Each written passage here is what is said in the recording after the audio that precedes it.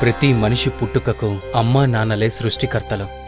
మనకి ఈ శరీరాన్నిచ్చి యుక్త వయసు వచ్చేదాకా అన్నీ తామే అయి చదువు సంస్కారం నేర్పించి అనుక్షణం కంటికి రెప్పలా చూసుకున్న వారి పట్ల సదా కృతజ్ఞులమై ఉండాలి జీవితాంతం. ఈ సమస్త ప్రపంచం తల్లిదండ్రులతోనే నిండి ఉన్నది అన్నారు శంకర్ భగవత్పదులు సౌందర్యలహరిలో. దీని బట్టి ఈ జగత్తులో అమ్మా నాన్నలకు ఉన్న స్థానం ఎంతటిదో తెలుస్తుంది. తల్లిదండ్రులు వాగ్దారుల వంటి వారిని విడదీయడం సాధ్యం కాదని అన్నాడు కాళిదాసు రఘువంశంలో. అంటే సృష్టిలో తల్లిదండ్రులకు గల శాశ్వతత్వం ఎలాంటిదో స్పష్టమవుతుంది. ఇక సకల సాహిత్యాలు తల్లిదండ్రుల ఉనికిని అత్యున్నత స్థానంలో నిలుపుతుంటే అలాంటి ప్రత్యక్ష దైవాలకు నేటి బిడ్డలు కనీస కృతజ్ఞతనైనా ప్రకటిస్తున్నారా అంటే అనుమానమే. ఏ కొందరో మాత్రమే మినహాయింపు కావచ్చు. మాతృదేవోభవ పితృదేవోభవ, మాతృదేవోభవ పితృదేవోభవ. తల్లిదండ్రులనే దేవతలుగా భావించేవాడివై జీవించు అనే వేద సూక్తులు చెప్తున్నాయి.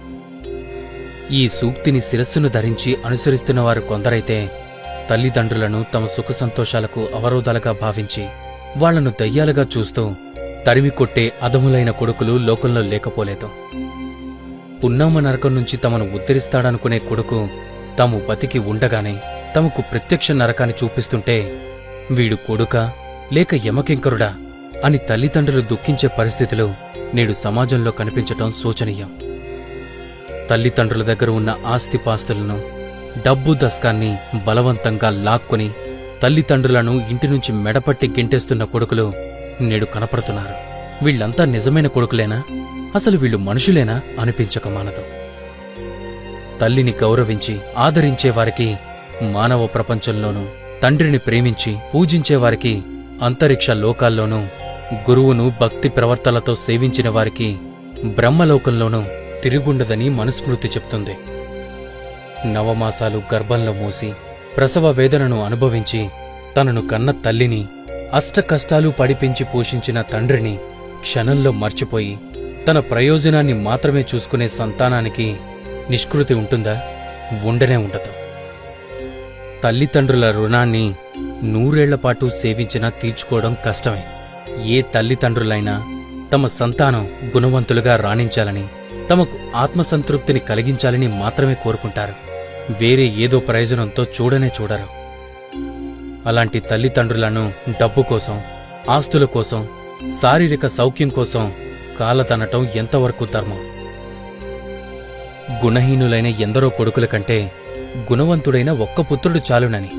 ఆకాశంలో ఎన్ని నక్షత్రాలు ఉన్నా ఏం ప్రయోజనం? ఒక్క చంద్రుడుంటే చాలు. ఆకాశానికి భూమికి అందం ఆహ్లాదం కలుగుతాయని పంచతంత్రం చెబుతుంది. పార్వతీ పరమేశ్వరులను తల్లిదండ్రులుగా ప్రస్తుతించాడు కాళిదాసు. అంటే తల్లి పార్వతీదేవి వలె సకల మంగళాలకు నిలయమైనదని, అపార కారుణ్యమూర్తి అని, ఆమెను తలుచుకుంటే చాలు సకల సౌభాగ్యాలు వర్షిస్తాయని తాత్పర్యం. అలాగే తండ్రి పరమేశ్వరుడి వలె అడిగిన వెంటనే అన్నీ సమకూర్చే స్వభావం కలవాడని, పోషించే గుణం నిలువెల్లా నిండి ఉన్నవాడని, పిల్లల తప్పులను సరిదిద్దే వాత్సల్య గుణం కలిగినవాడని అర్థం. పార్వతీ పరమేశ్వరుల వంటి తల్లిదండ్రులను హృదయ కమలంలో నింపుకుని ఆరాధించాలే కాని వారి మనసులను నొప్పించరాదనే సత్యాన్ని సంతానం తప్పక గ్రహించాలి. తల్లిదండ్రులు లేని పిల్లలు అనాథలవుతారు. తల్లిదండ్రులు కళ్ల ఎదుట ఉన్నంతకాలం వారి విలువ తెలియదు. వారు కనుమరుగైపోతే ఎంత కష్టం, ఎంత నష్టం, అది ఎవ్వరూ పూరించలేని లోటు. తల్లిదండ్రులు బతికి ఉన్నప్పుడు బాధలకు గురిచేసి చచ్చిన తర్వాత వారి సమాధులపై పూలి చల్లితే ఏం లాభం? మరు జన్మలో కూడా ఈ సంతానమే మాకు కావాలి అని తల్లిదండ్రులు కోరుకునే విధంగా పిల్లలు ప్రవర్తించాలన్నదే అన్ని శాస్త్రాలు ఉపదేశిస్తున్న సత్యం. వారి పాదాలకు నమస్కరిస్తే కాశీ, ప్రయాగాది పవిత్ర క్షేత్రాలు దర్శించిన ఫలం, లక్ష్మీనారాయణులను సేవించిన పుణ్యం దక్కుతుంది. తల్లిదండ్రులు జీవించినంతకాలం వారి మనసులను నొప్పించకుండా అవసరమైనప్పుడు సేవలు అందిస్తే చాలు. అప్పుడు ఈ లోకమే ఒక స్వర్గం, ఒక కైలాసం, ఒక వైకుంఠం, ఒక బ్రహ్మలోకం, ఒక ముక్తిధామం. మిత్రులారా, తల్లిదండ్రులను జీవితాంతం ప్రేమిద్దాం. ఎన్ని జన్మలెత్తినా వారి రుణం తీర్చుకోలేనిది. అమ్మా నాన్నలు మీకోసం చేసిన త్యాగాలు, కష్టాలు, మీపై కురిపించిన ప్రేమాభిమానాలు మర్చిపోకండి. ప్రియంగా పలకరించండి. వారిని దైవ స్వరూపాలుగా భావించండి. మీరు ఎంతగా వారిని నొప్పించి మాట్లాడినా ఎప్పటికీ ఎన్నటికీ ఏమీ అనుకోని గంగిగోవులు. మీ శ్రేయస్సు కోరుకునే ప్రేమ స్వరూపాలు వాళ్ళిద్దరు. ఒకవేళ అమ్మా నాన్న ఏదైనా అంటే మాత్రం వారేమీ పైవాళ్లు కాదు కదా. అదంతా మీపై ఉండే ప్రేమతోనే తప్ప వారికి మనసులో కోపం, ద్వేషం ఎందుకుంటుంది చెప్పండి? మీరు ఎప్పటికీ వారి దృష్టిలో పిల్లలే. చిన్నప్పుడు వారి ఒడిలో పెరిగిన ఆ చిన్నారులేగా. ఆడిన ఆటలు, పాటలు మరవకండి. అడిగిన ప్రతీదీ మీకు అందించారు. వారు తిన్నా తినకున్నా మీకు తినిపించి ఎంతో మురిసిపోయేవారు.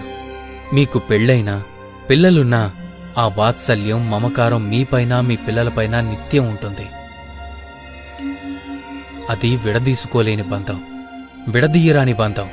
తల్లిదండ్రులు ఉన్నవారంతా అదృష్టవంతులు. ఇతరుల మాటలతో, చేతలతో వారి స్వార్థం కోసం దూరం చేయాలనుకుంటారు. విఘ్నత కలిగి ఉండండి. వారిని ఏ దిక్కు లేనివారిగా చేయకండి. వృద్ధాశ్రమాల్లోనూ అనాథ శరణాలయాల్లోనూ ఉంచడం భావ్యం కాదు. బాధ్యతగా వారిని మనతోనే ఉంచుకుందాం. వారి రుణం తీర్చుకుందాం. హరే కృష్ణ.